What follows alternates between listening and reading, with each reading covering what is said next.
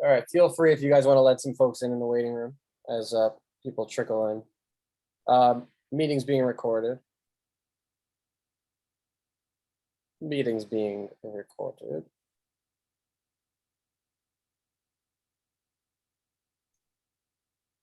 And we'll get started in just a minute. Let's see who's hopping in the ballpark.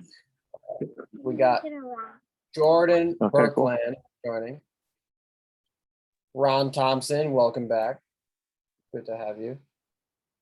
Paul and Simon. Marjorie, as always, one of the first members. Shuli, thank you for joining. Just to make you.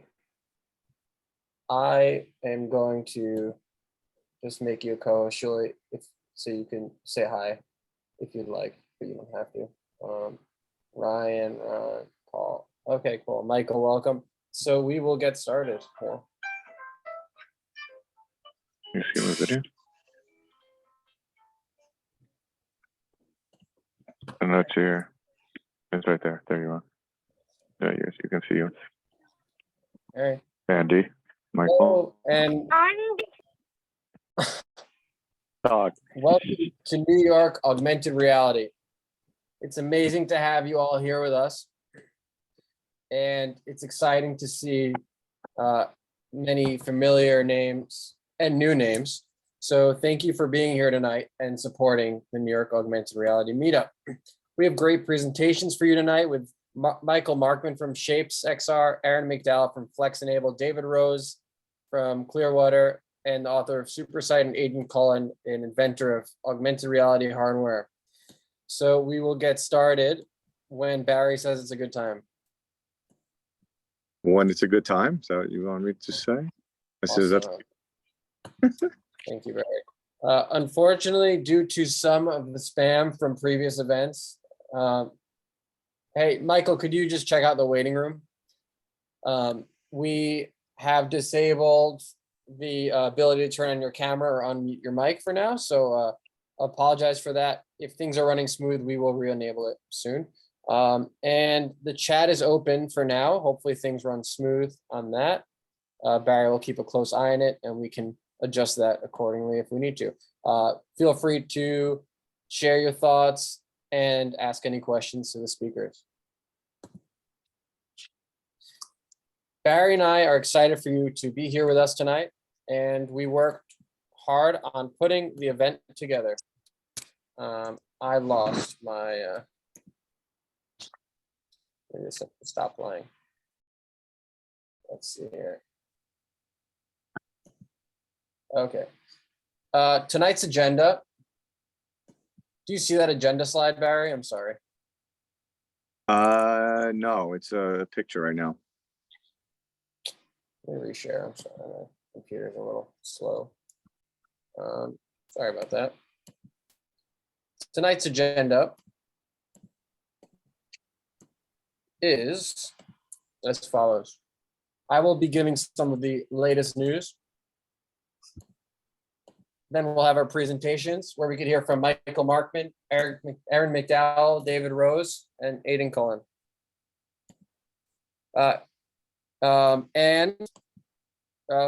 Before we get started, I want to take a moment to introduce the co-organizer of the group, Barry Seff, who without these events would not be possible. So Barry, if you could take a minute to enlighten with some words. Well, as you can see, I support the youth of the generation. Really, I wear them on my shoulders. So, you know, that's what it's about, the next generation. So let's hear about the tech for the next generation. What do you think about Andy and the New York Augmented Reality? That's all you have to say. Awesome. Go on. Well done. Thank you, Barry. Appreciate all your help. Now I'd like to briefly highlight some of the latest news in the industry. TK wants to know, it just started. Yep. A couple minutes ago.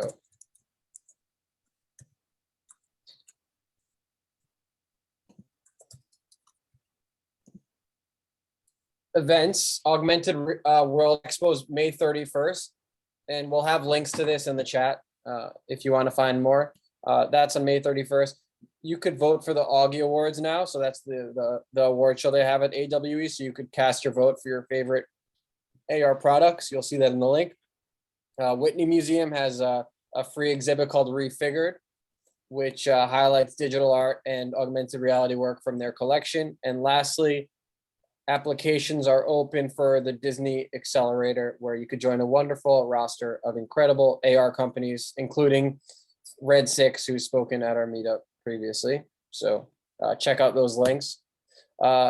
Some resources: Microsoft released Babylon JS 6.0, which has an updated physics engine, screen space reflections, and a GUI editor. So I post a link in there so you can check it out. Luma, a tool for recreating 3D scenes using Nerf, has an API that you could integrate into your own projects. And lastly, Atma-Key, it allows you to create spatial audio for your AR projects. So check those resources out. And then quickly on the fundraising, creators of MEMS-based scanning solution, laser beam scanning, Augmented, raised 20 million. Australian-based Jigspace, developers of 3D presentation software, raised 5.2 million this month. And then Mojo Vision, after recently pivoting away from contact lenses, raised an additional $22.4 million with a new focus on micro LED technology. And now, without further ado, it's my pleasure to introduce tonight's speakers, those who are pushing the industry forward and making what was once impossible a reality. After each presentation, there will be a 5-minute Q&A period, so feel free to post your questions in the chat or message me and Barry, and we'll relay them to the speakers after the talk. And now it's my privilege to introduce our first speaker, Michael Markman. Michael's originally from New York, and he's been working in XR for the last 7 years as both a designer and founder. After discovering VR at a hackathon, he founded Moment XR, an XR design prototyping tool. Since then, he has led design for apps such as Poker VR and Arthur. His specialty has been on using spatial design tools to design spatial experiences. He is currently a senior product designer at Shapes XR, a tool for designing XR and augmented reality experiences. Thank you, Michael, for joining us tonight. Hey, thanks for having me. Hey, everyone. Michael, great intro. Yeah, I wanted to show you guys Shapes XR and maybe talk to you about how we use Shapes specifically for augmented reality design. For me, I kind of like, the whole XR, mixed reality, augmented reality. It's kind of a spectrum, but for, the way we see it is it's all spatial computing. And so like the entire premise of Shapes is that if you're going to be designing spatial applications, you should be doing it in a spatial tool. So I think the best way to, explain it is to just show it. So I'm going to hop in and show you guys Shapes. So let me share my screen. Let's see, there it is. And bump. All right, can everyone see? So I'm going to load up a space. So the space that I'm going to show here is specifically, so hey, this is my living room. I'm using the Quest Pro's mixed reality pass-through mode. And I'm going to show off this little space that I made. So this is the idea behind this space. I'm going to move my computer so it looks less weird. There we go. Look at that. So this is a design. The concept here was to kind of explore sort of like what will apps look like in the future? Like what will responsive design mean in a spatial world, right? So what we have here is basically, this is kind of like what apps look like today, right? Like let's say we design a weather app, it'll be responsive for depending on the screen that it's for, right? So for mobile, it'll be, it'll be a small view versus desktop where it'll be the same concept, but spread out. And so what I've done is I used Shapes to create a mixed reality version of this. where I'm like, okay, let's say depending on the amount of desk space I have, I can view, I'll have like different size desk widgets. And then maybe, let's say I have a version that I want to put on my wall. I made this little portal in Shapes. So that way I can kind of put it up here, then I can walk around the room and see it. The way this works, so I'm going to talk now a bit more about Shapes itself. Right, so this is kind of the point of Shapes. But Shapes is really cool because it lets you really quickly start mocking up your ideas. Right, so for example, for the mixed reality weather app, I started out by drawing a little cube, which will represent my table. I can just do that with my hands like this. I can grab it, snap it, and set it down here. So that will be my table. And then I started to make a base for this weather, for this little weather dock, let's call it that. Boom. And so the Shapes has these really nice features for just like snapping to surfaces. You can do this really quick and easy prototyping by just drawing. I could move everything up, the whole scene, and I can start to draw. Let's say we're gonna have let's say we make a little NYAR trophy, for example. So we can change this. Oop. Let's give it another one of these. Done. We can use, we have these little, we have a library of different models. So let's say, for example, we'll take this guy here. So the idea is that we want to be able to just mock up our ideas super quickly. Right, so I got my guy here, I got him in the middle, and maybe let's make him a little more, give him like a little gold color, a little gold metal.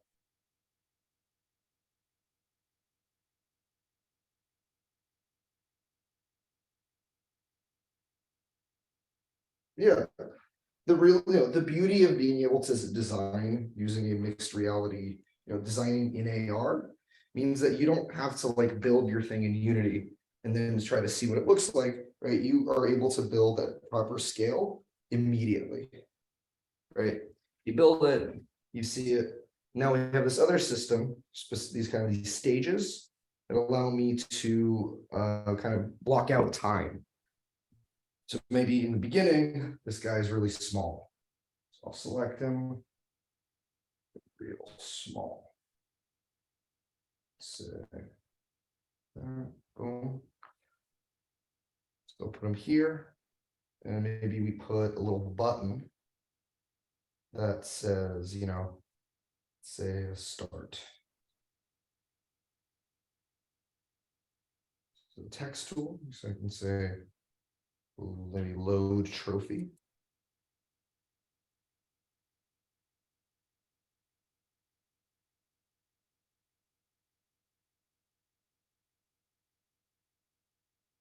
So I'll put that right here. And what I'll do is I'll have it be, let's put it here.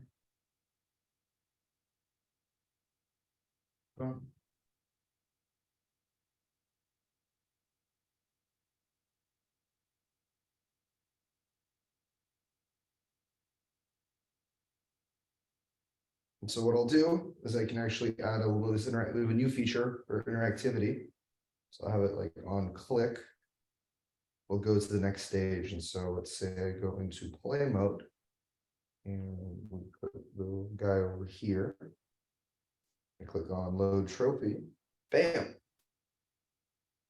And so that's kind of this is a really simple, only have a few, we only have about 10, 15, 10 minutes to show off Shapes. But this is the idea behind it, right? Like you have an idea, you want to see something in mixed reality, you can really quickly start to prototype it and get an idea for how it's going to look and feel. I can show off a few other things that were made in Shapes. So for example, we have this really cool chess experience also for mixed reality. And what I used here was a portal. What you can do is you can link your different spaces that you make with portals. Let's see. Give it a second to load. And can everyone hear me okay? Oops. Great. Yeah, so this is like the Queen's Gambit, right? So let's say you're, prototyping a little chess experience, and this is mixed use, kind of combining realities, right? So we have like a little bit of virtual reality, we got the augmented reality of the room, kind of this like really surreal effect. Another cool thing that we made in Shapes is, when a big part of Shapes is sharing it with other people. So people can join you collaboratively. We also added a new feature recently called Holo Notes. And this is essentially allows you to leave a hologram recording of yourself, kind of like Princess Leia in Star Wars, as a way of leaving notes or adding to your design. So this is, for example, our head of design, Paul. Great. I'm going to explain a chess opening here. I'm not sure if you guys can hear it, but he is explaining the design. So here, if I started by opening and my pawn up here. For example, my avatar looks like this. This is me. Hello, hi me. And then Paul over here shows up as the hollow note. And then, using stages, you can really quickly walk through a flow. Oh, and then another cool thing in this space is you have this like little portal over here. You can like align to your wall. And then you got a little dragon over there. But yeah, in a nutshell, that's Shapes. It's a design tool that lets you really quickly and easily, just start mocking up your ideas. Maybe I want to redesign my house. And I'm like, maybe if I had a TV that was a little bit bigger, would that fit? Like, yeah, that'd be nice. Or maybe, I want to put these speakers over here. Oh, we're jumping into the portal. A little hard to tell sometimes.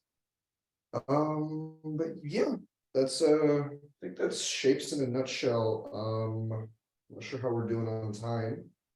Show off a few more samples probably. Or we can maybe get into maybe I can take this off.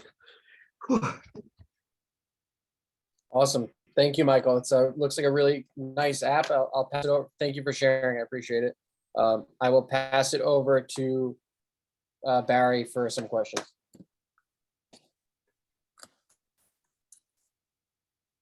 Barry. Hopefully I'm unmuted. Awesome. Thank you again, Michael. Really nice what you've been doing with that. Very cool. Okay, my assistant needs to be quiet. So can you create a full app experience with the Shapes XR? So you can design a full app experience. And teams at Meta, FedEx, FitXR currently use Shapes in their design process. So we didn't want to make a tool for building apps. We wanted to make a tool for rapidly concepting and ideating. Like prototyping stuff. Cool. Yeah, we kind of want to be like the Figma of VR. Oh, nice. Okay. How do you decide how to turn a 2D app into 3D?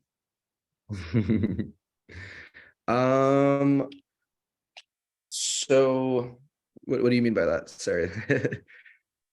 It could be like an existing app, or let's say you have a regular mobile app. So my view on it is eventually, AR, VR headsets will replace our phones and computers. And so at a certain point, every app is going to have to port, right? So, we have a Figma integration. So we still see a lot of people doing 2D UIs. So we figure, we'll give you Figma integration because you still need to see it in a headset, right? Like, their AR, there's certain like FOV limitations, colors will look different on a headset versus on a, regular MacBook screen. But yeah, eventually, eventually we'll all be, wearing headsets instead of using phones. Right. I say eventually, I'm talking about like the next 10, 20 years, but you gotta design the future to get to the future, right? Definitely. So it's sort of like the convention going from ICE combustion, internal combustion to electric. So you're kind of like the hybrid stage, shall we say? If that makes any sense. Exactly. Well, Uh, we kind of like built the tool really for like fully 3D interfaces, but then, we figure right now is kind of the time where we're doing the hybrid, right? People are like, hey, I'm going to bring my 2D UIs and maybe, 3Dify them as we get better with shapes. Nice. Okay, one final question, and I know you have to head out. Thank you so much for doing this on European time. Is the Figma integration real time? Yeah, so you're able to bring in so basically you can copy a frame for your Figma file and basically import it as an asset in shapes. And then, so let's say you have like a UI panel or maybe some buttons or whatever, you can bring it in from Figma, kind of like copy the link and paste it in.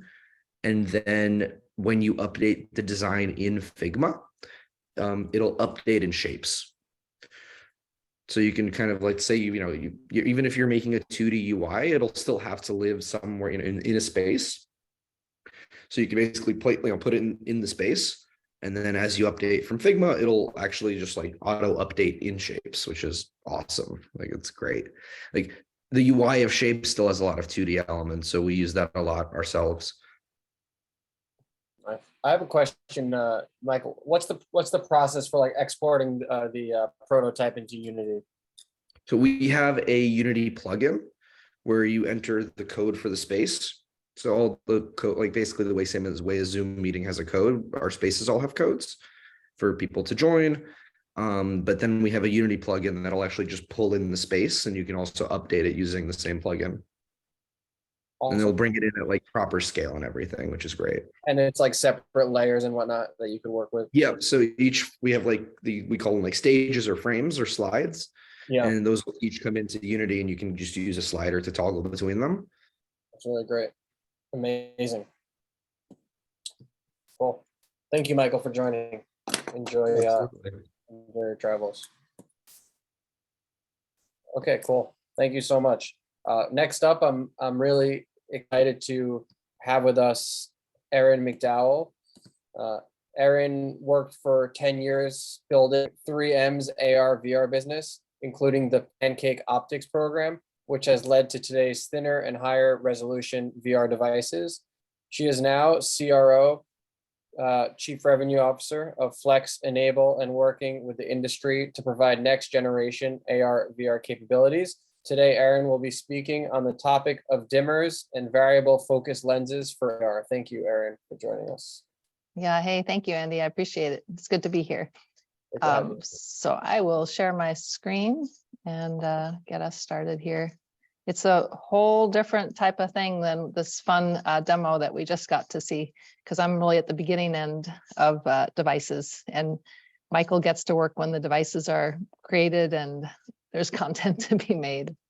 So we'll look at the AR dimmers and variable lens that FlexEnable's been working on recently with a number of the OEMs or the brand companies. And then I'd also like to talk a bit about how suppliers fit into the ecosystem. I'm not sure that everybody here is familiar with the role of a supplier. This slide doesn't actually explain that, but the suppliers are the companies who provide the materials or the optical components or the audio components that are required to make the systems into products. As we look at AR and VR, a lot of things didn't even exist yet. And that's part of the reason why it's taken so long to get devices that are really even functional. We saw in AR, we saw Google Glass come out maybe 2013 or so. And it showed that it was possible to show an image in front of your face while still seeing the real world and hands off. And it even showed that it could be used, in surgery or other areas. But it really wasn't a device that people wanted. So all of these companies are always looking for special materials that can maybe make a wider field of view or a thinner device, or can be combined with other films or stacks to do things in optics that really haven't been done before. And the goal is, and I liked what Michael said about believing that at some point this would replace a phone and other components, because that's exactly what Tim Cook has said, is that it's going to become the next computing platform. That's the goal, you know, something that you really can't live without, that you're going to have with you all the time, that if you leave it somewhere, you're going to panic. But there's a whole roadmap to get there. Proof of concept is first. Now let's make something that's functional, that can be worn and useful. And clearly HoloLens and Magic Leap and these other companies have created devices that have shown real use cases. I think they lack some desirability, by which I mean people maybe wear a device and don't necessarily want to keep wearing it all day for days on end. So we need to come up with products that reach that desirability stage, and then they can get to the can't live it out. But the suppliers are key part in this, because while the brand companies can think of an end goal and maybe even think of an architecture of how to get there, they still need companies who can either make those materials or promote materials to reach certain functionality. And that's where I worked at 3M, where we sold films and adhesives and other materials that went in, and now in FlexEnable, where we sell some interesting components that I'll get into.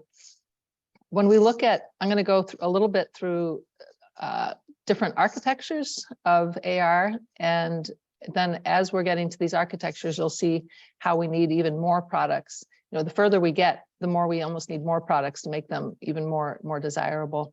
The Google Glass, I have to move this little frame outside so I can see what I'm showing. The Google Glass had a combiner. Almost all of these systems will have they all will have a combiner where they combine the real world with a digital image. That combiner was kind of a clunky piece of plastic, if you all recall that. But what was going on was that an imaging engine created an image that shot it down that little piece of plastic. It reflected off of a back end, hit a reflective polarizer, and went into the eye.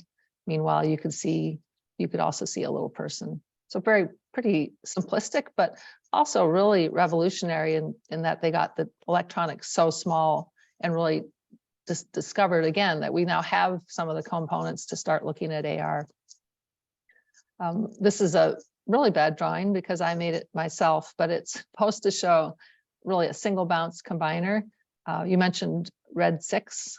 Red 6 also has a single bounce combiner technology where there's a display of some type that bounces off a lens, and then that bounces into the eye. Campfire uses that as well. What happens here is that it's a single bounce. It's very clear image. It's, you know, up to 100% of the light can reach the eye, especially if you're using a reflective polarizer. 50% of the ambient light reaches the eye. It's really nice, but it's a little bit larger than something you might want to wear all day. And it has a fixed focal plane of about 6 feet. So everything you see is going to look like it's about 6 feet out, or whatever the optics designer picked as the right focal plane.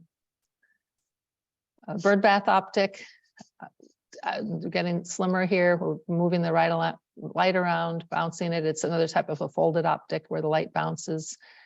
Here again, the display light bounces off a polarizing film and then bounces off a 50-50 mirror and hits the eye. And you can see the real light also is coming through the eye. And maybe you've heard that only 25% of that light gets through.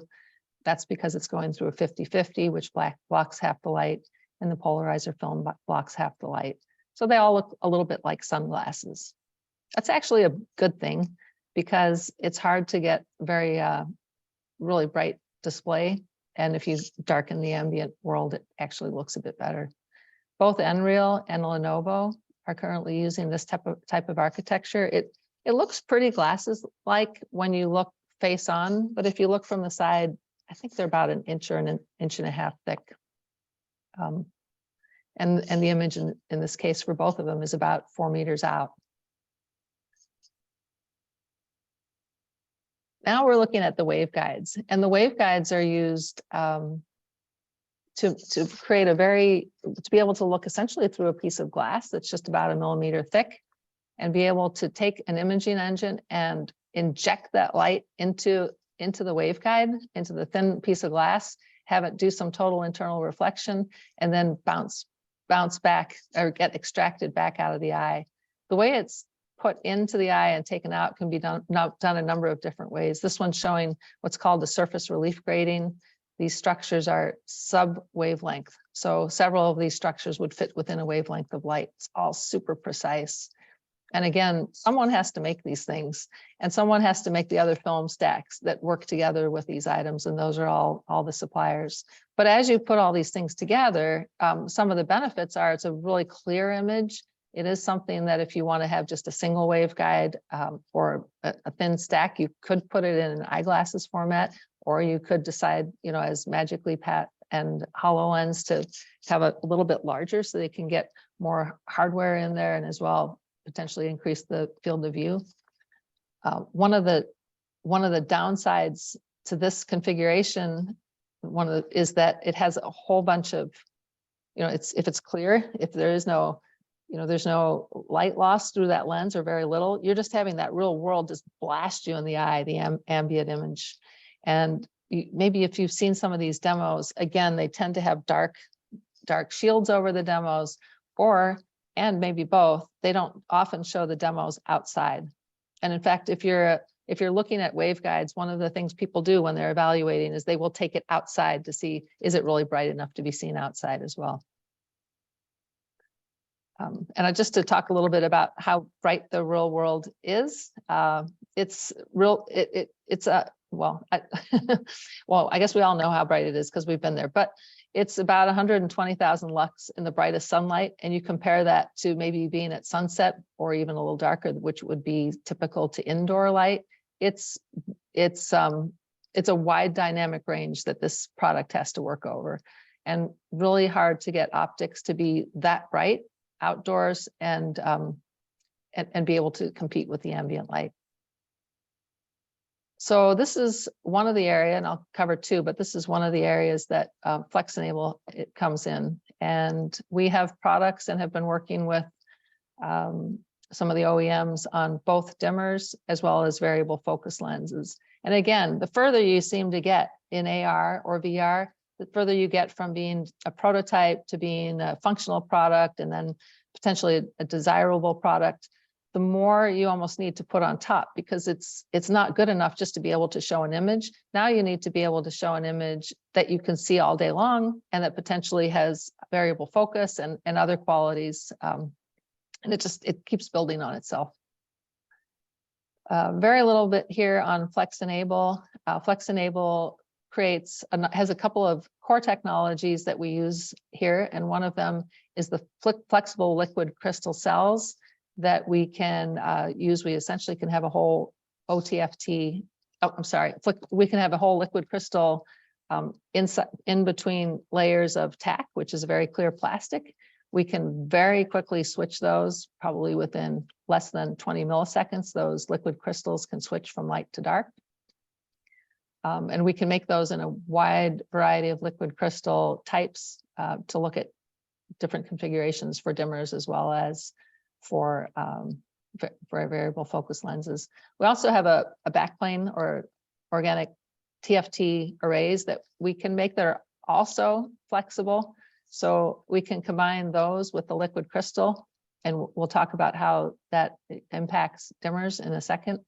But in the end, what we have is technologies that provide capabilities to these suppliers that allow them to create lens-shaped new optical materials that fulfill some of their challenges. So getting into the dimmer real quickly here, the dimmer, we also make a dimmer for a sunroof. That one's super easy to understand. Just adjust for brightness. If it's too bright in your roof, you can adjust it light or dark. It can go almost to 99% or more darkness, and we're working with automotive suppliers on that. On the other end, it's actually a very similar product, is a global dimmer for AR. And that product also can be, either almost dark or pretty light, and adjusted either by the environment or can be adjusted by a person. But to me, it's more interesting is the pixelated dimmer. It's a little harder to implement on the AR side. The AR company would need to know which areas to darken. And typically they would either darken an area that that where they know they're showing an image, and it provides a couple benefits. One, the contrast is much higher, but also maybe you all know that in AR it's pretty impossible to show black. You can't project a black, but you could create a dimmer that created a black image. So again, it provides a much better image. I'm not going to go into a whole lot of details on here other than to show the slide and talk about a couple of points. That was a little quicker than I intended, but it's these dimmers have to be from the supplier requirements. They have to be very thin. They have to be something you can laminate to a curve in 2 dimensions, and maybe not even a normal curve. They can't delaminate. They have to be extremely reliable. They have to maybe last for years on the device without failure, working from maybe -30 or -40 up to some really warm temperature.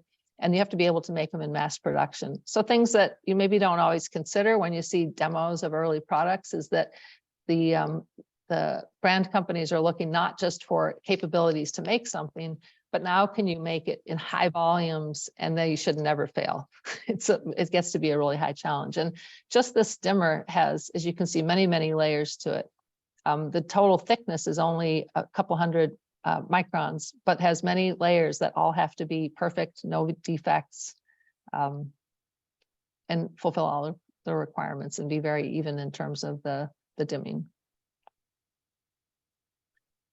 Another area that's been shown a lot, that has had a lot of interest, is a flexible tunable lens. And this is made by putting a liquid crystal pattern inside of a clear lens. It's a grin lens, and when electricity is applied, it creates refractive index differences, which leads to a lensing effect.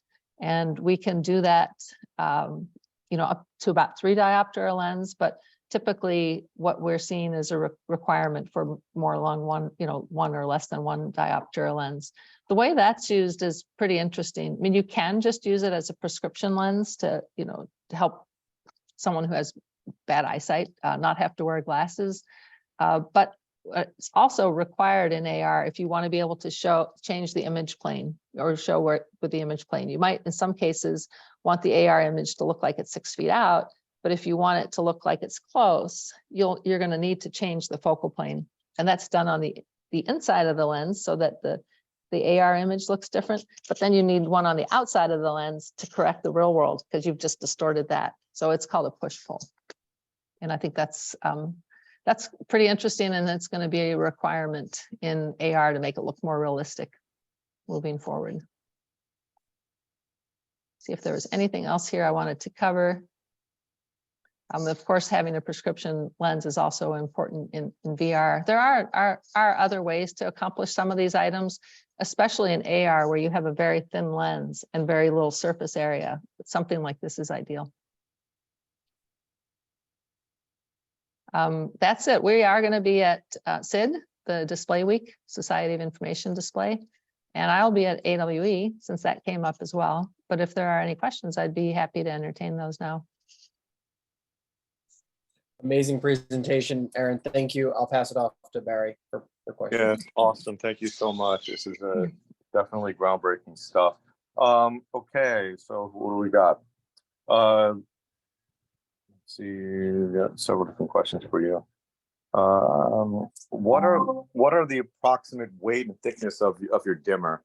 So like for eyewear versus glasses versus like a goggles, different form factors, like what's your main focus at this point? Yeah, so the thickness it depends on whether it's normally clear or normally dark, but it's 100 to 200 microns is the thickness, and it's made on a tack, or it's made on a plastic type film, so it's very lightweight, but that depends on the size. Could be, I think, less than a gram, or maybe it's 1/10 of a gram. I'll have to look that up, but it's extremely lightweight, and so that's the benefits. There are some dimmers on glass, but really they are just too heavyweight. They can't be curved, and so this provides some additional capabilities. Yeah, definitely awesome. All right, we got some questions from the audience. Oh, someone's actually a prescription. That's like one of my. Like, would you need a prescription for this? like, because I say, because I know you can use it for focusing. It's like similar to deep optics, their technology, but so you could do what deep optics does, like variable autofocus as well as dimming. Well, you could put the two together, but the two functions I showed, the dimming and the variable focus lens, are actually different. I don't know if we've tried to put them together or not, so I'd have to check on that, but I consider them separate at this point. Okay, cool. All right, let me go through this. Oh, pixelated dimming. Regarding pixelated dimming, what type of density would be available? I think about 300 pixels per inch, but with pixelated dimming, if you're looking at a waveguide, it's really not one-to-one. The image coming out of the waveguide is coming out in a pupil, right? So it's not really a one-to-one. You're kind of dimming an area of where someone's looking. But it is pretty dense. If you wanted to have really, dense pixelation, we could do that. Very nice. So that you can customize it. Okay. Oh, absolutely. For most of these large companies, that's required. They don't buy an off-the-shelf component, especially in these new spaces. We'll likely have some off-the-shelf components for smaller level companies, but the initial products typically come out, the initial features typically come out with the big companies, and they want their own. Right, and we won't ask for your work if you're working with all the big players. Everybody is working with all. Here's the thing: everybody says they're working with all the big players because everyone's working with all the big players because everyone's trying to figure out what will work. So yeah, I'd say working with all the big players. Yes, awesome. Can the tunable lens have different zones, or is it only a total image? Can you just have one area of the field of vision that's focusing? I think is what they're trying to ask. Oh, I see what you're saying. So the question is, could you just focus in the object that you're trying to focus in? I don't think so. I'm not sure how you would do that, but that would be something you might have to trick by blurring the other part out in the software. So a lot of it is going to be a combination of software tricks and optics tricks. Yeah, it reminds you of those like cameras that it was a camera technology had many different. It took like this huge high density picture, and then you could then just take one part of it and then manipulate it and whatnot. How soon could we see your tech in AR headsets? So yeah, what's your roadmap? Are you close? We could be close. So the design cycle of headsets is typically they're looking for AR a couple years out. So when they're beginning to work with a company, and we've worked with some of them for a while, but it's typically a couple years out. As you know, a lot of these headsets have been pushed out and out and out, right? Yeah. So we kind of go out and out and out with them. Right. But your base is not just AR, but yeah. Yeah, but our technology has been, we've been working on dimming technology for other applications for many years. It's solid. We have an MP, a mass production facility path already in place. So it's really just locking in a design and working with the AR companies, and they're looking at our product and need to come up with launch dates, I guess. So it's not far out. These are not far out technologies, but there's a lot going on in AR and a lot of trade-offs and decisions of what features do or don't people absolutely need, and even what teams are still existing in companies and such. A lot of changes in the industry lately. Harry, can I hop in with a software question? And then I think, what's the software suite like? How do you control the dimming and the focal length? The dimming is controlled. We just provide the electronics. So we provide a flex tail that provides you provide a variable signal to that flex tail. So I don't know how that's handled by the software, but it also can be done with a separate dimmer switch. So I expect it would be like any other external sensors or such that you would, or if you were putting out audio, it would be, I don't know, that's a good question, but I would expect that it would be in the software, especially when you're looking at dimming just a portion of the image. What I've heard is that people are looking at dimming it based on where you're looking. So dimming it based on the eye tracking, or dimming it based on ambient lighting, right? Or dimming it based on what image is shown. So if you're showing a blob somewhere, you maybe only want to dim that blob. Awesome. Thank you, Erin. Mhm.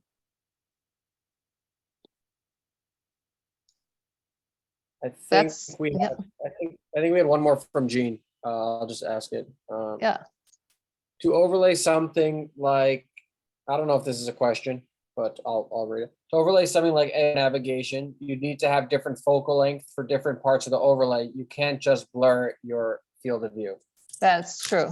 So it wouldn't be ideal, but you know, maybe the ideal, maybe it's not the must, well, I think it's not ideal, but it's certainly better than what we have today. Awesome. Thank you, Erin, for joining us. Really fascinating presentation, put very simply for all of us to understand, like people like me. I was able to understand it nicely, so I really appreciate it. Well, they always say talk so that your mother would understand. And since I am my mother at this point, that's pretty easy to do. It was great having you. Thank you, Erin. All right, thanks. Awesome. Next up, we have David Rose with us. David is an entrepreneur, MIT lecturer, author, and expert on digital product innovation and ambient computing. He is the author of Enchanted Objects, Design, Human Desire, and the Internet of Things, and SuperSight, What Augmented Reality Means for Our Lives, Our Work, and the Way We Imagine the Future. He holds patents for photo sharing, interactive TV, ambient information displays, connected medical devices, and computer vision algorithms.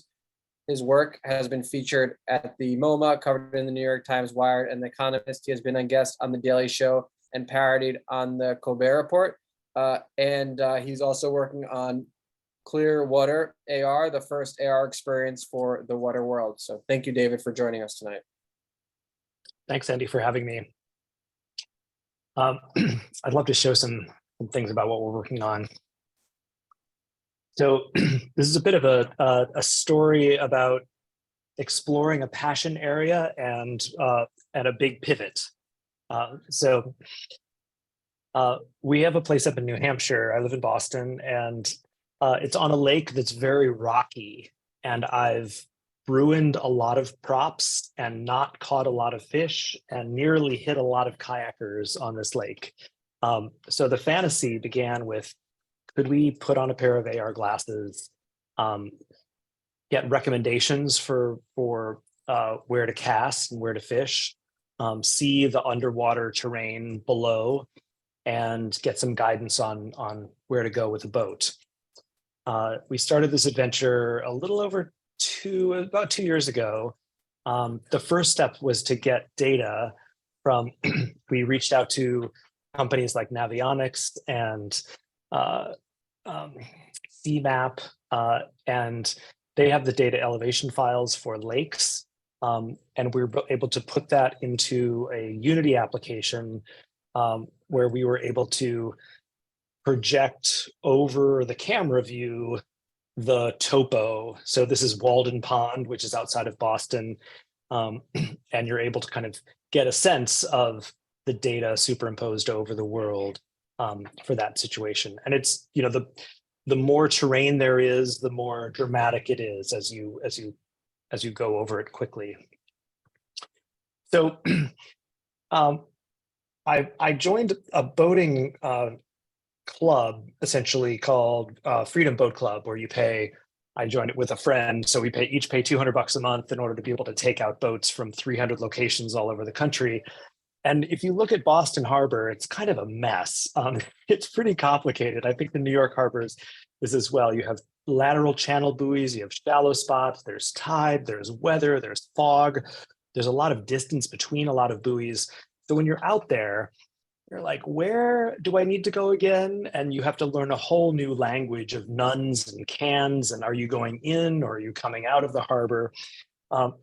And oftentimes, in order to not make a mistake, these navigational buoys are made very, very large. Like, look at this one's almost as tall, nearly as tall as a sailboat, in order for you to see where you are and where to go. And so we thought, well, maybe augmented reality could help us in terms of guidance and superimpose kind of safe passage tracks and trails so that it's easier to install and install new buoys and see where you are and see where to go. And the more time I spent with boaters, I also learned things like, we don't trust the chart data. Like, this is Chatham Harbor where the sands move hundreds of meters per season. And so he was saying, like, I need to see other people's tracks or my own tracks. I don't really trust the chart data for exactly where to go. So we started off, these are 2 images. This one is on Boston Harbor. I guess these are both on Boston Harbor. And we got out there with the Unity app and your phone, and you're standing there, the boat's moving, your phone is not bright enough, it's not waterproof enough, and it's certainly not stable enough to offer a nice AR experience. It was pretty disappointing, actually, being out there. We didn't give up. We instead thought, well, the ideal situation is, look, people already have these helm displays. Let's put a camera high on the boat and use motion stabilization, and then give you the view through that camera onto a helm display. So that was about a year ago. We went out and interviewed lots of people who are either in new places where they're boating or new to boating, and did a lot of customer research. We also looked at kind of the taxonomy of boats and tried to think about, well, who are we actually trying to help here? Is it the Freedom Boat Club person who has a center console kind of 25-foot boat, or is it somebody else who's doing offshore sailing? And then we started kind of exploring these forms of, like, what could the camera system look like that is able to see all around the top of the boat, and also be recognizable as a product. So if one sailor or one boater sees another person's camera system, they'll say, "Oh, that's that camera system that helps you with night vision or with augmented reality." So we introduced this product called the Lookout Camera. It has a night vision camera in the front and cameras in the rear. And it has all the compute as well. So it's able to do computer vision and then also augmented reality, and then just feed it into the helm view. And it helps you in different situations. So it kind of helps you at night so that you can see where to go. It helps you with these safe passage tracks. It uses computer vision to spot hazards, whether they're behind you or coming in from the side. It helps you by, like, a backup camera helps you on a car in order to kind of offer you guidance into docking. And then the original vision is this kind of topo, underwater terrain, see the wrecks below. And it works on a smartphone, and then also plugs into all these screens that people already have on boats. So right now, we have 3 units in the world that are out on boats. Making hardware is more expensive than making software. We have a stereo camera system in the front, and we're using a powerful CPU, GPU system in order to do the computer vision, and then spitting out data that goes into the existing displays. And just a couple of weeks ago, we showed the product at a boat show in Palm Beach, where a big milestone for the company. A premier boat maker named Scout in South Carolina is very impressed with the product, and they're promoting it as integral to their new models that are that are being promoted in the boat shows.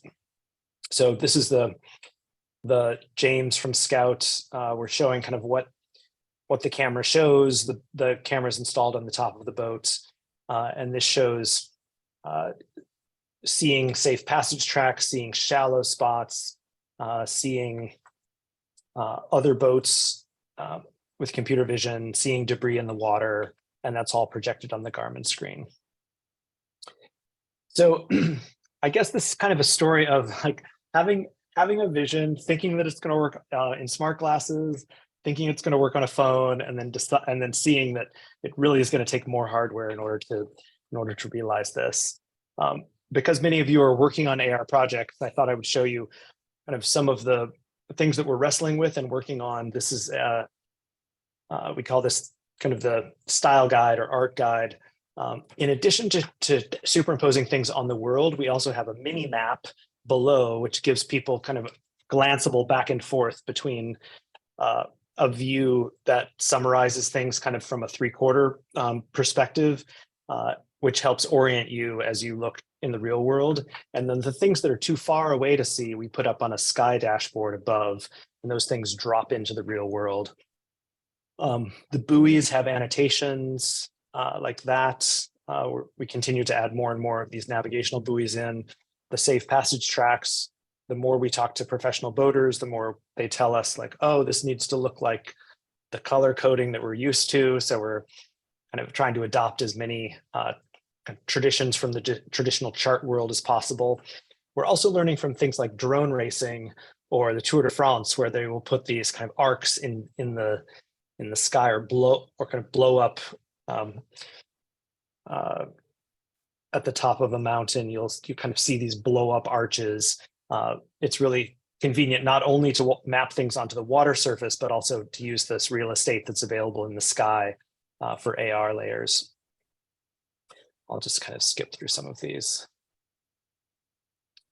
For things like computer vision, we're really trying to draw your attention to the things that you need to worry about. So if you see a jet ski, we kind of try to decorate it with more data, almost like take a highlighter and show you the trajectory of movement and give you there's a warning color. Same with swimmers, we're kind of clustering those in order to improve the computer vision algorithms. And terrain, we're not only doing topo lines, but we're also doing a mesh, so it comes across as a little bit more realistic. This was testing it over a park. So again, our beachhead market we're going out with Freedom Boat Club boats. I don't, if anybody on the call kind of is a boater, I'd love to hear from you.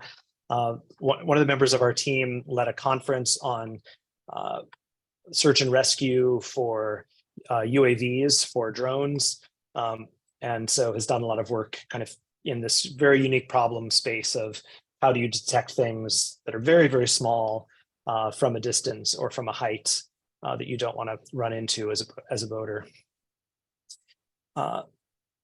This shows you what the product looks like, but I think also shows you, in addition to doing a object classifier, we're also doing scene segmentation, so we kind of understand what is the water surface and what is not water surface.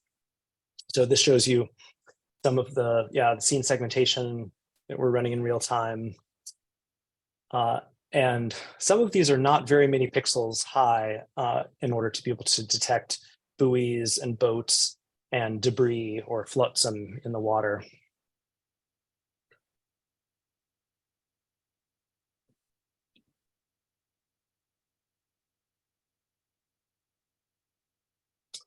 We're also using VR to design AR. So we have a sim. This is a Unity-based sim. So we can let people drive in situations that are dangerous, like a crowded harbor or at night or in the fog, and they do inevitably crash. And then this is a little bit noisy in terms of all the things, but we're putting all of the annotations on the buoys, kind of headlights in front of boats, drawing your attention to things in the water that we can see with computer vision. Those little dots kind of act as if someone on the boat is pointing out something and saying, oh, pay attention to that thing. This is coming across a little bit garish, I think, but we're mostly because it's at night and there's rarely this many things around to worry about. But this gives you a sense of kind of what it looks like. I'm also really happy that we have a couple of investors who are members of New York Yacht Club, and I was introduced to this guy, Stan Honey, who has won an Oscar for AR annotation in broadcast. So he's the one that is a big sailor and has done these kind of annotations for broadcast to really explain like what is going on, like who is winning this race. And without the AR annotation, it would be very hard to tell that, what is this? New Zealand just pulled ahead of Italy, or I guess they're neck and neck, and these are the buoys they have to circle, and here's the wind shadow that one is spilling on the other one. And I guess a kind of question as an entrepreneurial question for this audience is, do you think going after the kind of recreational space is the right beachhead, or should we instead be going after kind of more Coast Guard and search and rescue? So in addition to Scout, there are other boat companies that we're hoping to kind of make this an option, almost like a Bose radio or something, where you can, when you buy your new Intrepid or Whaler or Hinckley, this is kind of one of the options, hopefully a recommended option that comes with it. And we're going to be at a bunch of boat shows. We have some new investors from Newport, Rhode Island, which is a kind of mecca up here. That's my short presentation about what we're up to. I'd love to take questions. And it's a get a lookout. The product is called a lookout camera, and the URL is getalookout.com. Awesome. Thank you, David. Good to see you here, Jason, as well. Amazing presentation. Few questions came in, and I'm just scrolling through them. Well, Barry wanted to know, and you kind of touched on it, can it be used in search and rescue operations? Does it have that ability currently? Yeah, so what the automotive world calls what we're doing is ADAS, for automated driving assistance technologies. So we're using data fusion in order to take chart data, another type of UHF band data called AIS, which is an automated anti-collision technology where large boats must broadcast where they are and their heading and their destination to other boats so that you don't collide with them. So we're fusing chart data, AIS data, computer vision data, and if we can get it, other radar data, in order to give you one kind of synthesized picture of what's happening around you. In the military, they call this kind of situational awareness. So to the extent that it's useful to have this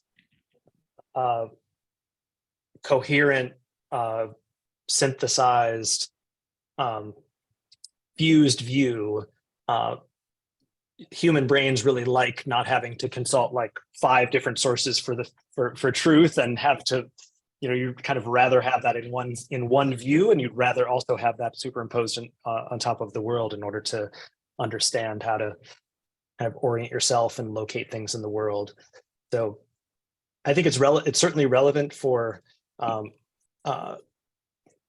boating, the driving world, search and rescue.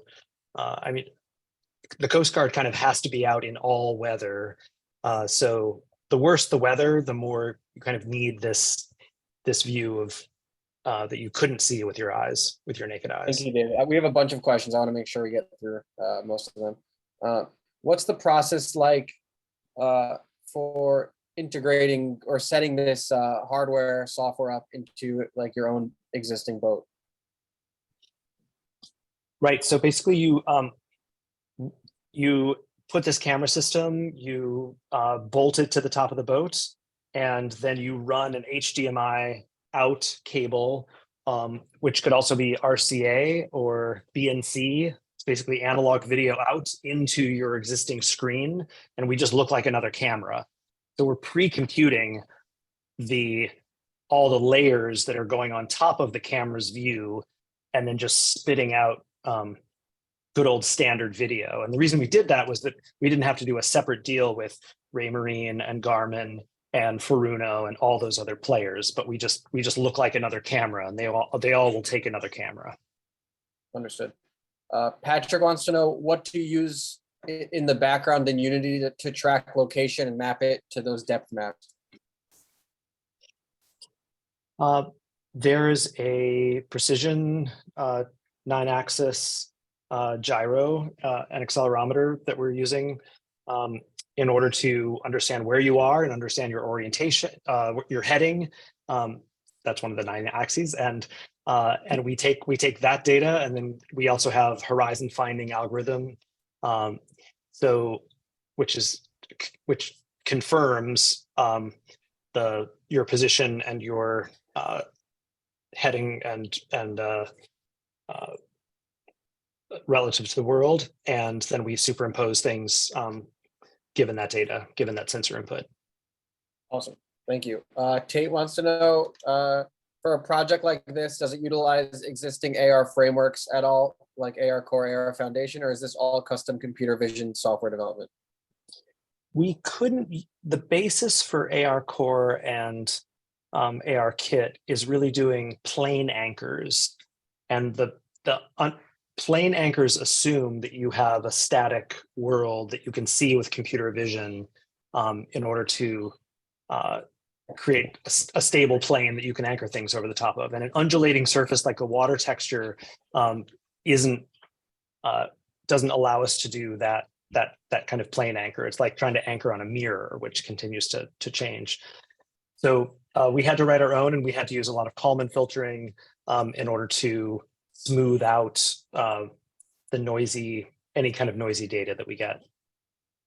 Cool. I will say that the water world is a little bit more forgiving in some ways, because boats rarely stop on a dime and turn on a dime. So like the water world is kind of squishy, and in the same way that the Cullen filters kind of make the output of the sensors a little bit squishier, that corresponds nicely. Awesome. 3 more questions, David. Okay, let's see. Patrick wants to know, does UI change when viewing at night? It's a good question. We do change the assets so that they are more subtle and more of what you would expect to. I mean, we change the lighting on the assets so that they make more sense when you see them at night. I think in terms of the annotations on the assets, we dim them down a little bit, so it's kind of like dark mode. But it's a good question, because like the water world is incredibly glaringly bright sometimes, almost hard to see as if you're looking into the sun with all the glare on the water. And then on other times, you don't want to destroy someone's night vision when they're sailing. So we need to be like really respectful of that. Cool. 2 more. Sorry. Yeah. But I would say we're still working on that. If anybody wants to come and help with the tuning of how to change assets, we're also having to train 2 different neural networks, one for night and one for day, and then also we have to tune the neural nets for how high is the camera above the boat, because if it's a super yacht and we're putting the camera like another 3 meters up because we're putting it on a mast, that changes the way that things look. So we need to be able to function in both of those environments. Cool. Claire asked what kind of recurring offerings or updates will the company be providing in terms of updated mapping of depth, and will be a subscription component?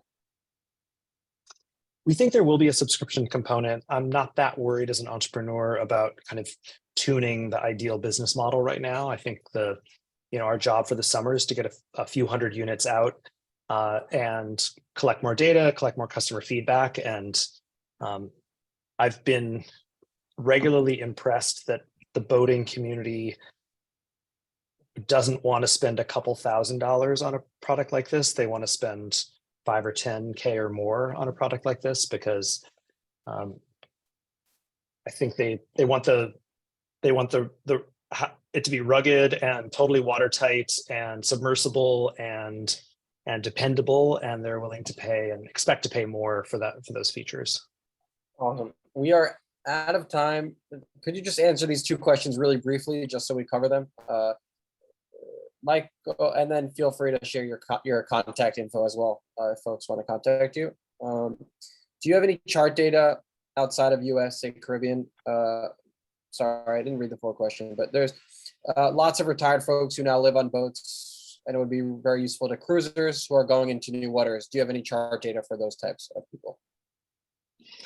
Yeah, we do. We're working with Brunswick, who purchased Navico for $1 billion about a year and a half ago.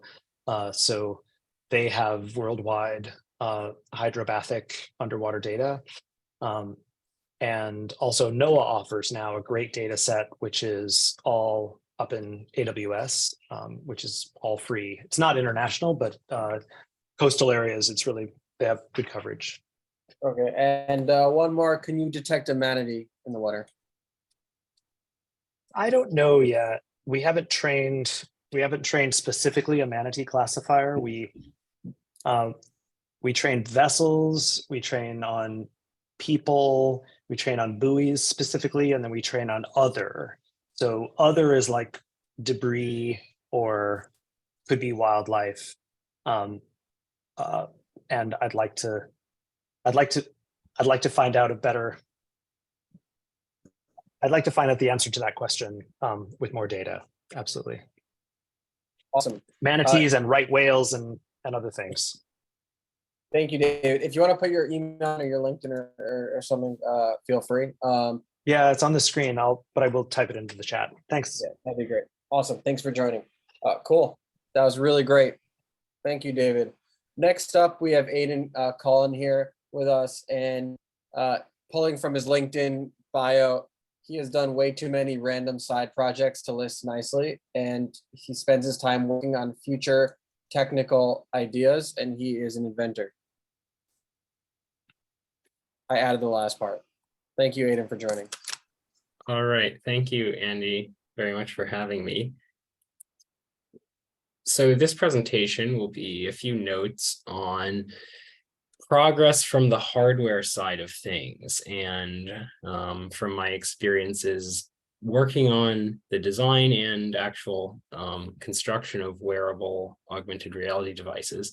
Now, of course, there's kind of, even just when we're starting out discussing this, there's a naming problem in these sorts of wearable computing devices, in that, in one sense, we might be interested in, say, creating these immersive 3D experiences and call those augmented reality. Some people might refer to them more as mixed reality, where you have significant real and three-dimensional rendered objects.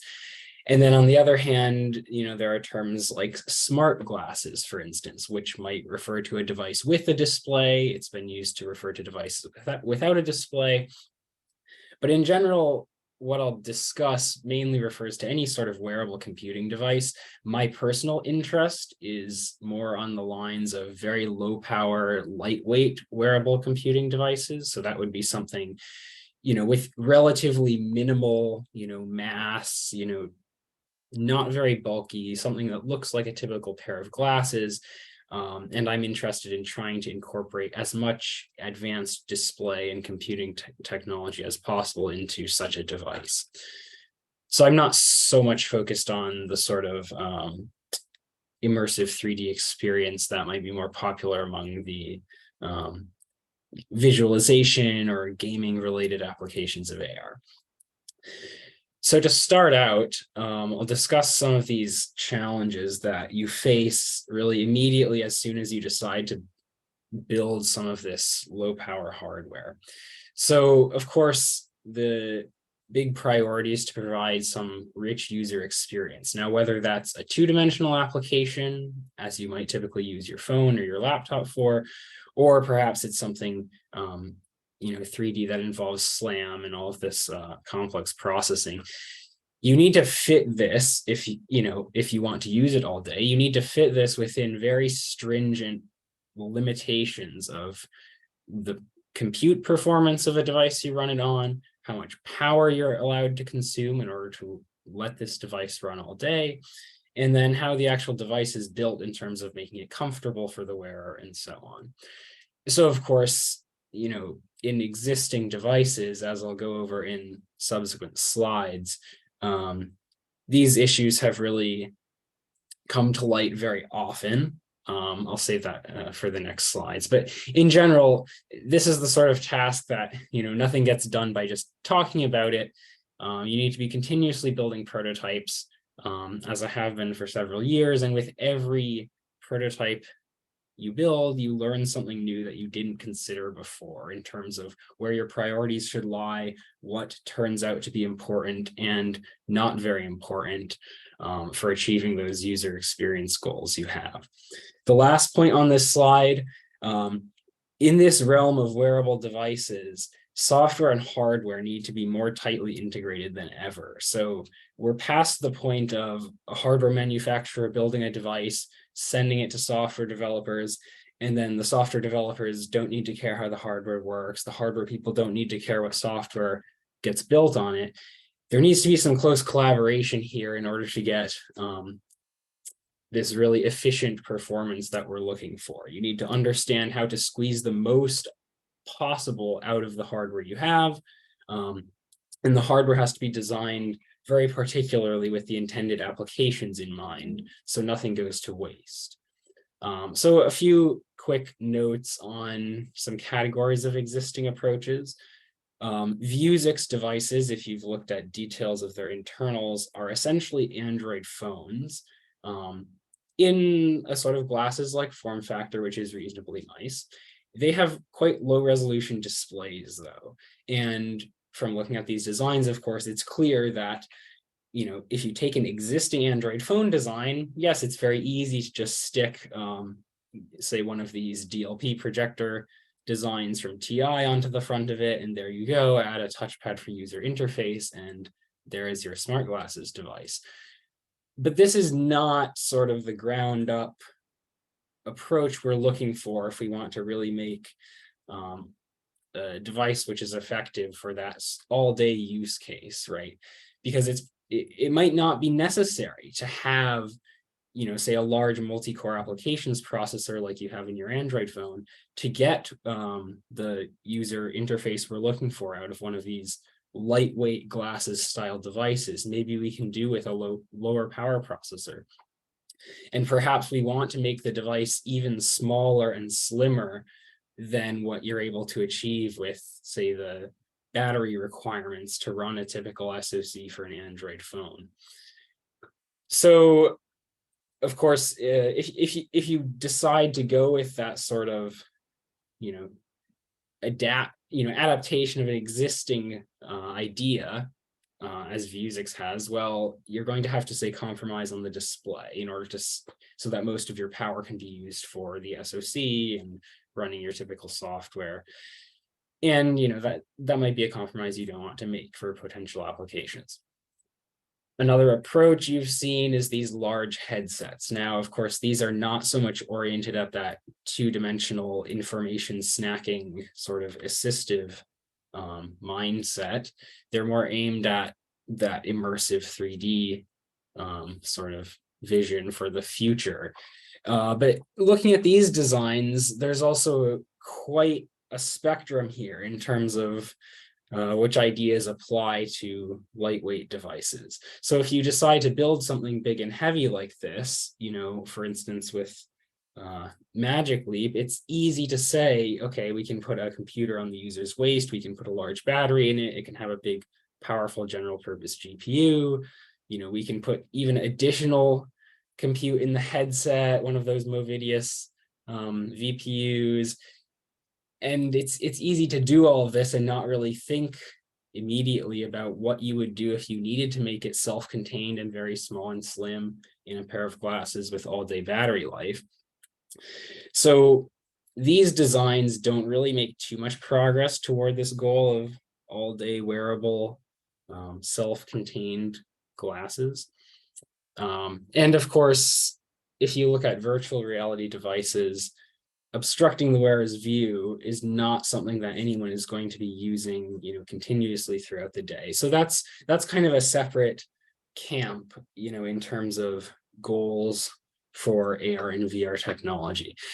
And again, of course, this goes as well to the naming problem, which we're going to have to deal with more and more, as of course many of those devices have the pass-through concept, which you might call augmented reality, but it is a wildly different thing from the sort of idea of lightweight glasses with perhaps just a two-dimensional monocular display, even if that two-dimensional display is very high resolution and comparable to your phone.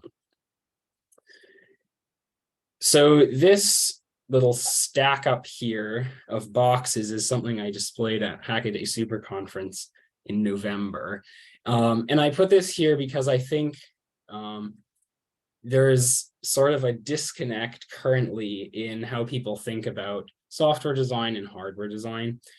Often you're given a piece of hardware like your phone and you decide to write an app for it, and you don't really consider what trade-offs and decisions were made in the performance you get to work with from your hardware and how your hardware allocates itself to the software you want to run.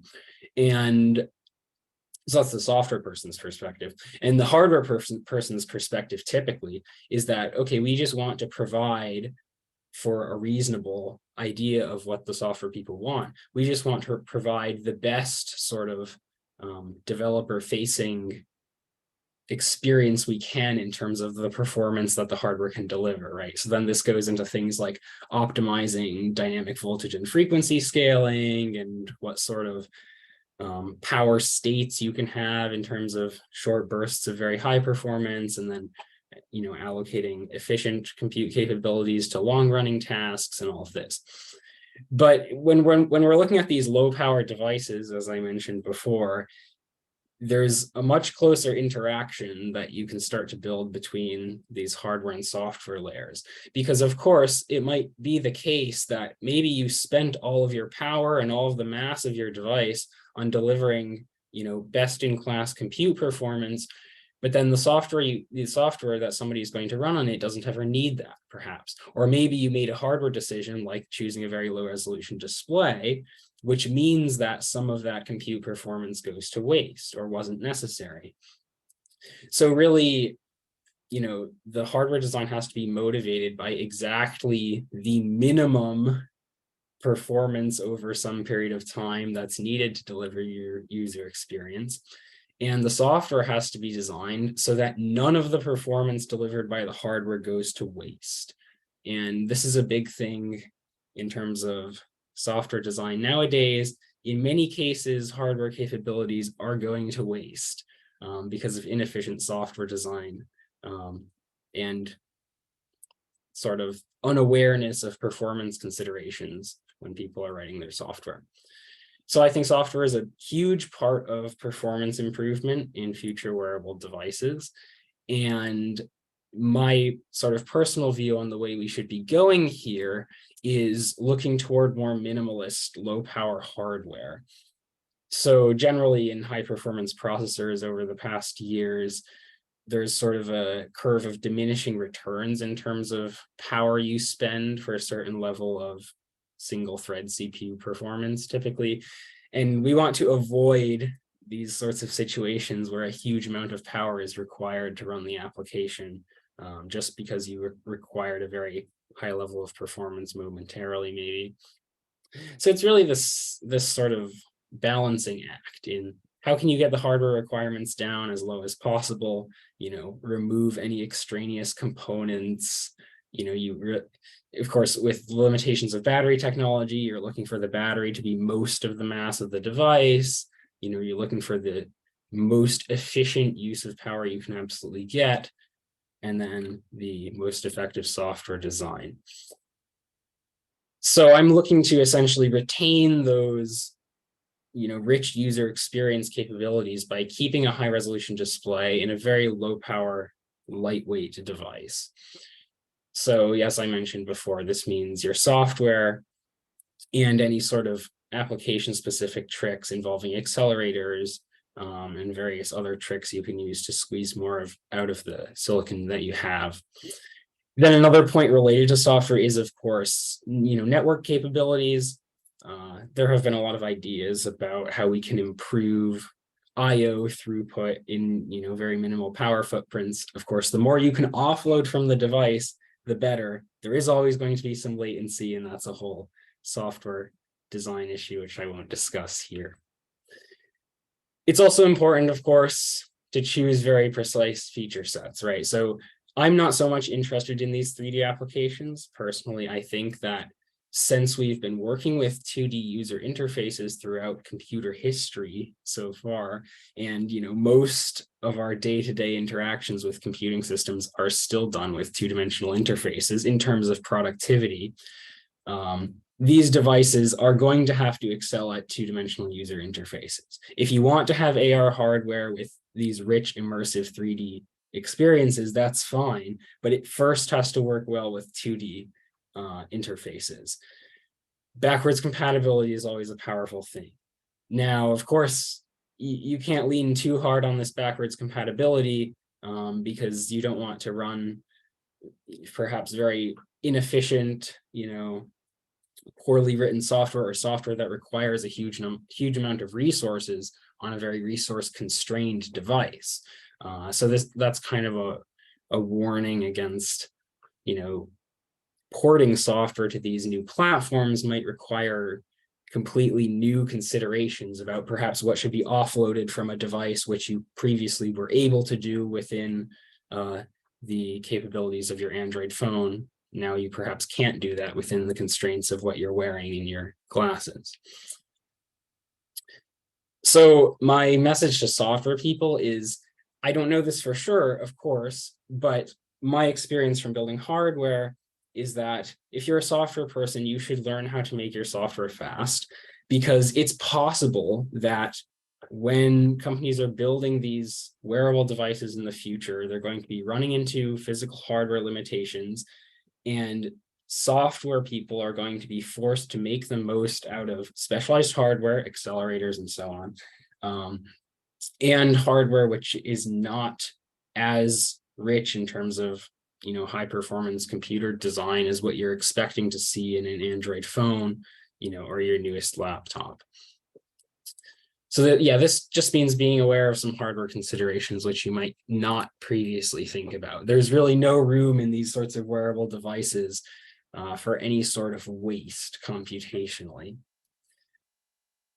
And that is mostly everything that I wanted to go over. You can always email me here, Aedan@AedanCullen.com, if you have anything to discuss. Of course, I am building this sort of hardware, and since I'm not the person who just talks about stuff, I actually build stuff. My presentation is not complete until I show you just one small thing that I've been working on recently. Let's see.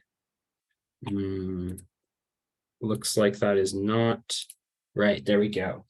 Yeah, so this is just one small PCB, which is part of my newest device design. Of course, there are many other components to this system, including a display, battery, camera, and an entire enclosure and optics system that this goes into.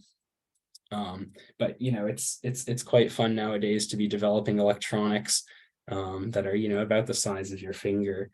So yeah. And you might hear more about this sort of stuff that I'm doing in the future, and my designs along these lines will be showing up at events in the future. I know everyone is excited about the Augmented World Expo that's coming up. So yeah, if anyone has any questions, feel free to ask them now. Thank you, Aedan. Barry, do you want to ask questions, or should I?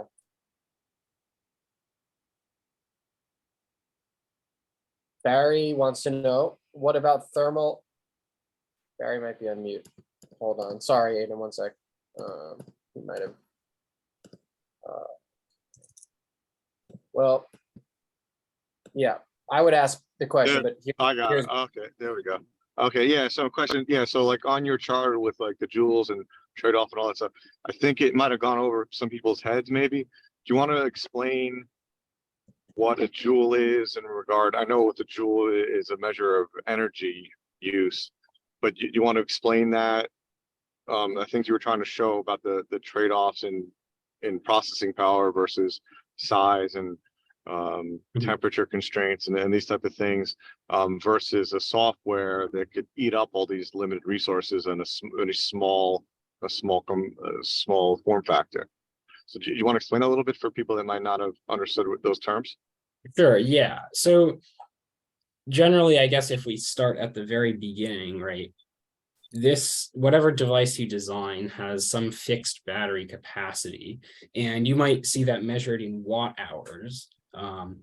Now, if you look at an actual lithium polymer cell that you might find in your phone or other device, you'll see a rating in milliamp hours, right? But you really care about the capacity in watt hours, depending on whatever nominal voltage your battery has. So this is some fixed amount of power you have available for, one complete charge of the device, for instance.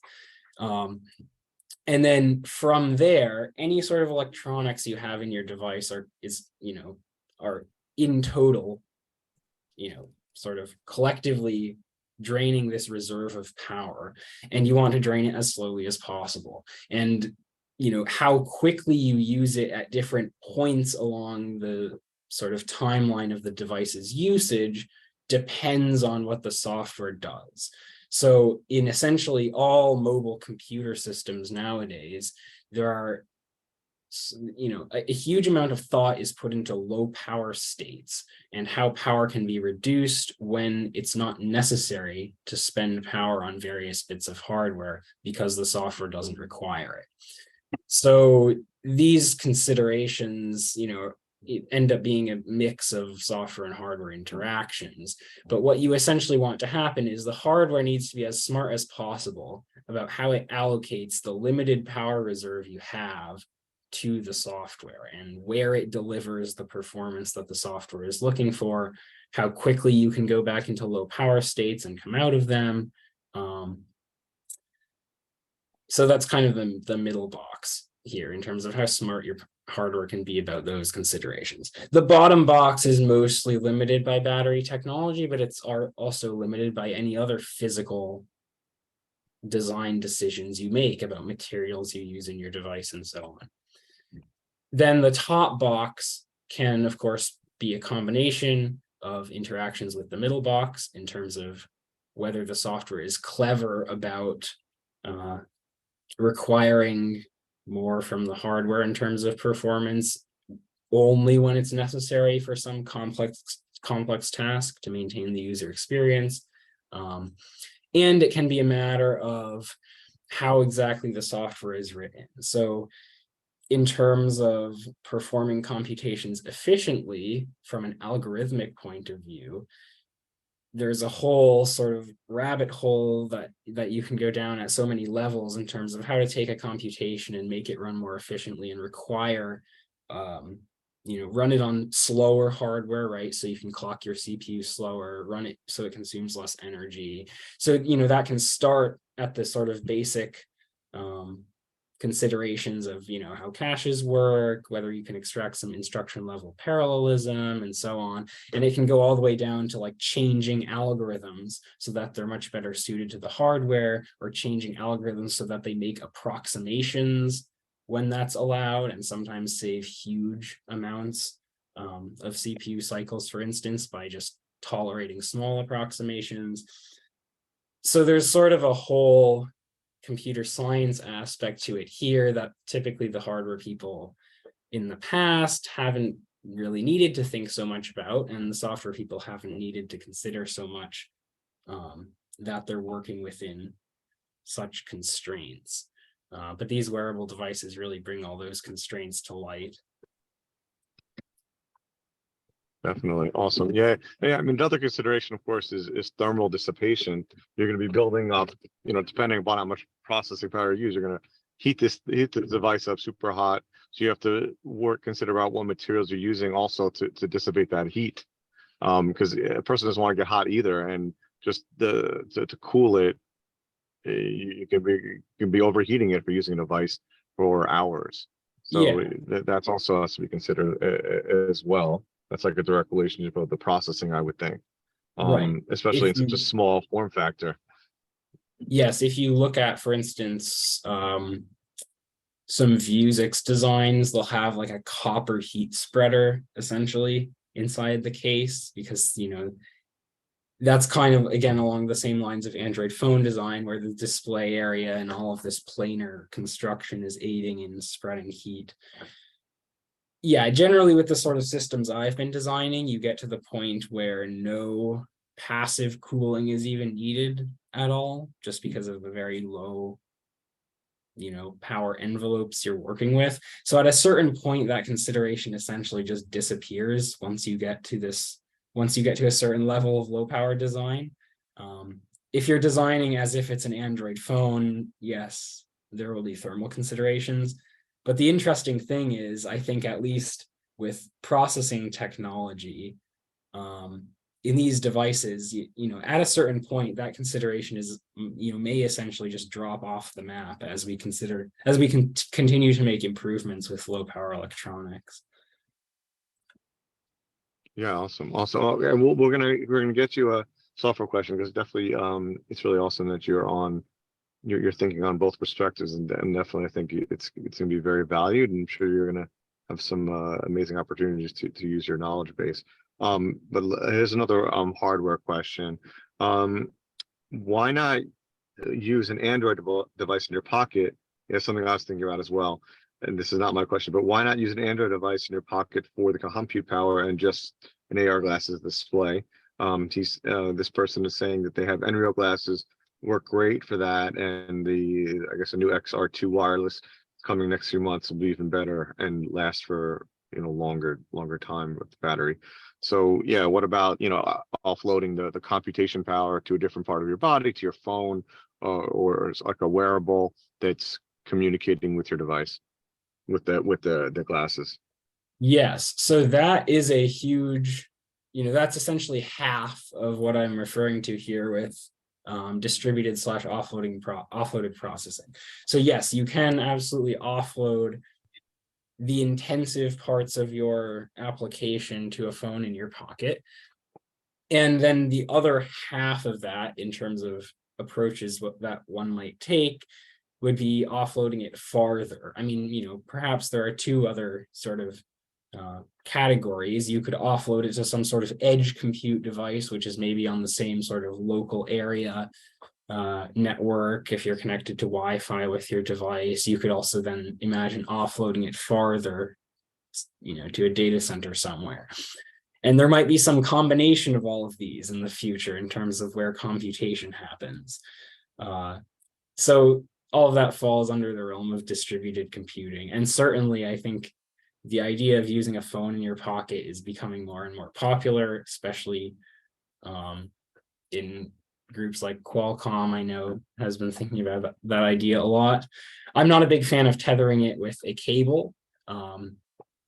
I think it ought to be wireless, because it doesn't seem to me, for all day usability, that you would want to be walking around with a cable running from your device to your pocket. But there have been a lot of improvements recently in terms of these sort of personal area networks, and improved throughput in those personal area networks could help a lot in making leaps beyond what Bluetooth can do in terms of throughput for communication between your phone and one of these devices. Awesome. Cool. So here's the software also combined with hardware. So we'll finish off. It's like a two-part kind of question. Do you have suggestions for or resources about learning to write fast code, and specific tips for new coders? And the second part, do you have to you need to know how to build both hardware and software in order to make good AR applications? So I would say, I'll answer the second part first. Of course, you don't need to have the skills of actually building electronics to be a good software developer. And of course, there's quite a disconnect between, in some situations, between computer architecture skills, and computer engineering knowledge in terms of how your processor executes instructions and how processors are designed with pipelining and so on, superscalar architectures to run quickly. There's a big difference between that and sort of the electronics aspect of designing a PCB and all of those considerations. And you definitely don't need to know, how to be building your own AR hardware to write good AR software. But I would say you should, to get started on some of these things, if you're developing an AR application, start benchmarking aspects of it. How long is it taking you to draw a frame? What computations are you doing on every frame? Can you reduce those? Can you write them more efficiently? If you, start thinking about considerations, like if you wanted to do some computation remotely, right? Can you tolerate some latency between, perhaps the user is walking around the world and you need to retrieve resources over the network in some way? What compromises can you make in terms of what you do on the device in order to do more off the device? In terms of learning, how to write software with performance considerations in mind. There are a lot of videos on YouTube from people who are much more skilled at that than I am. And of course, I am always trying to improve my skills in those areas. I think those are going to become even larger considerations than they already are. Of course, writing software for high performance is already a great consideration for the computing devices we currently have. I think it could potentially have a big unexpected rise in importance if these wearable devices start showing up everywhere, and sort of the realization comes that huge advantages can come from smart software development. Ask you a offbeat question since it's past time. Do you see a parallel between technology and music? A parallel between technology and music. I mean, there are a lot of close relationships between technology and music. I'm not sure exactly what I would call parallel. Fair enough. What's a close relationship? Well, of course, almost, all professionally produced music nowadays is created heavily with the help of technology. So really, technology has a very closely knit role to play in music. Of course, nowadays there are also ideas about generating music using algorithms, learning the aspects of music and modeling them in a computer system, both in order to just analyze the contents of music, which is this field called music information retrieval, and then with the idea of algorithmically generating new music that sounds appealing. So those are some emerging aspects of computer music. I'll take it back. Sorry, Jake Edner wants to know, do you have any examples of apps that you expect to run on these Lightwear all day wear AR glasses? So the sort of things that I would think of that you should first be able to run are sort of the typical productivity applications, like checking your email, sending text messages. You should be able to easily view textual content. And my view of these sorts of devices that I'm designing is that it is this sort of lightweight two-dimensional content, but you should be able to have much richer content than just turn-by-turn directions or showing a single notification, right? You should be able to read a whole screen of text like you would on your phone, scroll through an article, look at images in the article, and things like that. Now then you might progress from those simple sort of reference information applications to some more context-dependent things which move closer toward an immersive experience, right? So even if you can just track the user's head using inertial measurement, 3 degrees of freedom, and track the head orientation, you could pin, sort of overlays that appear to stay fixed relative to your head rotation. So that could be sort of a first step toward going more toward the immersive experiences that people have with those much more power hungry devices that can anchor entire 3D objects in the world. So then you could imagine things like the weather display that was demonstrated previously. Even if you just have a two-dimensional display, you could still have very reasonable anchored overlays for things like weather. And then of course, you know, if you're able to, say if you're able to move video, say frames live between your phone and the device wirelessly, right? If you get all your compression and decompression down, you could foreseeably run any sort of app that you have on your Android phone, you know, streaming frames wirelessly to a wearable device, which is kind of the idea that, you know, the sort of Nreal mindset moves towards, with using these as display peripherals for a device in your pocket. Yeah, Andy. TK wants to know, what's your take on the Web3 boom? The Web3 boom. I mean, I suppose, you know, I'm interested in this area for the sort of progress that comes from actually building hardware. I'm not so much interested in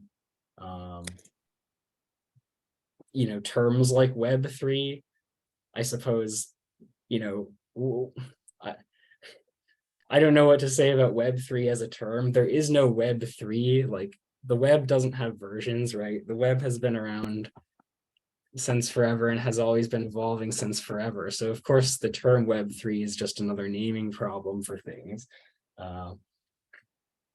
But you know, but I think, you know, any sort of progress into mobile electronics and software for low power computing systems, you know, I find very promising, because you can apply advances in these areas to even computing systems that are not wearable.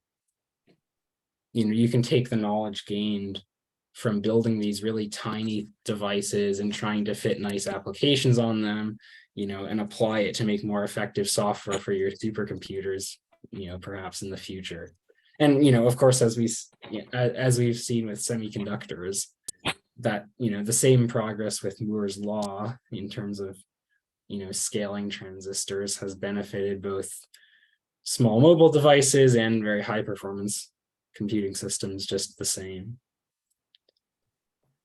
Awesome, thank you. I hope you don't mind with I have a few more questions for you, Aedan.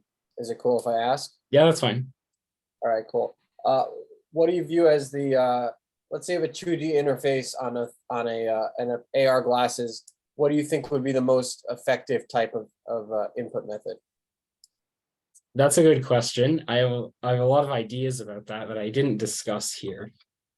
I suppose, you know, since I'm interested in these sort of all-day wearable applications where this would replace your phone as a computing device for everyday use, that motivates me to just reject any sort of user interface which requires the user, say, constantly touching the device in sort of an unnatural way with their hand, or constantly reaching out with their hand to manipulate with some object in the virtual world that's not visible by someone other than them.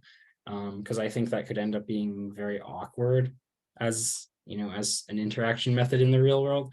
You know, so then that leaves you with just things that are on the user's head, essentially, that you can do without moving your hands. So the most popular of those ideas is eye tracking. If you're able to track the user's eyes, you know, maybe you can imagine some user interfaces where all interaction is done just with eye movements, sort of as a pointing device. Of course, you have the issue that, you know, all of these things, you know, available like eye movements are then conflated with natural eye movements to look at the real world. And there are more and more software tricks that would be required there to make a nice user interface. So that's, you know, a whole area of human computer interaction research. But yeah, my personal opinion is that if we're looking to make progress toward all-day wearable devices like this with 2D interfaces, you probably don't need things like hand tracking in this, you know, for a 2D interface. And, you know, hand tracking technology would probably not be, you know, that much of a convenient thing to use every day for your 2D interface. So like my hardware that I've designed here, I mentioned, of course, it has a camera interface, and one of the main uses for that is in eye tracking systems. Awesome. And one final question, and I appreciate you staying on for a bit longer. Actually, a new question just came in. I'll finish with mine, and then I'll finalize with Gene's. So let's say you're just starting out in software development, or just want to get involved in augmented reality. What are some steps that you'd recommend for getting started? In terms of software development for augmented reality, I'm currently not so much in the world of developing application software for AR. And many of the other people at this meetup certainly know more than me about, say, how you would go and develop an application for existing AR hardware, right? In terms of the workflows with Unity and what other tools are available now. My focus currently has been in doing completely new hardware from the ground up with these sort of future all-day wearable considerations in mind. And then those types of systems are probably going to have, software development that either looks, somewhat like what we currently have if we want to make existing applications compatible, or, completely new software development concepts for building these sorts of distributed networked applications that do as little as possible on the device itself. So if you're looking to get into this, as someone new who, maybe you have an existing piece of hardware off the shelf, I'm not the best person to talk about resources available for that.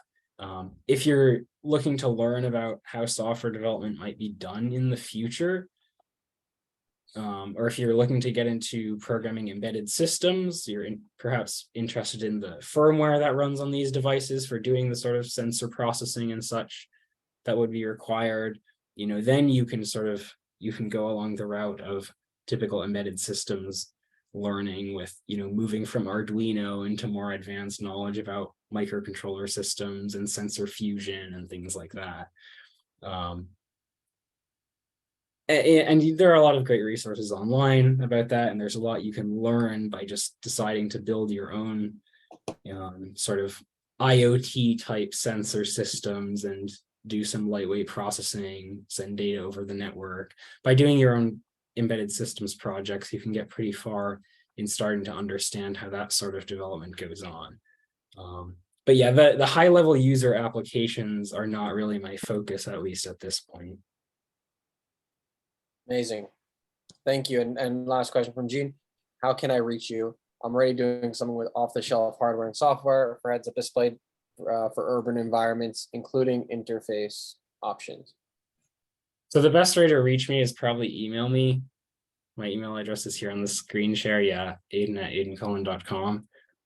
Of course, I also have a GitHub page. GitHub doesn't have direct messaging yet, but when GitHub adds direct messaging, it will be a real social network, I guess. Yeah, true. Awesome. Thank you, Aedan, for joining. Really All right. appreciate it. Yeah, thank you very much. Have a good night.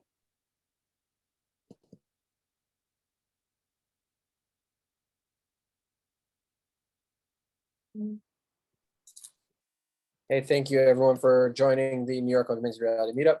I'll be posting this one on YouTube, so I appreciate you joining, and look out for the link. Bye-bye.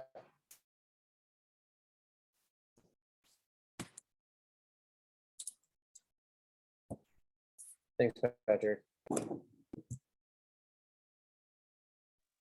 Thank you, Andy, and your red glasses.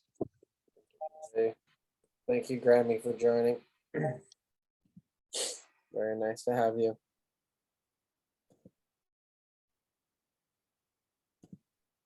Next meetup in person? Is that the verdict?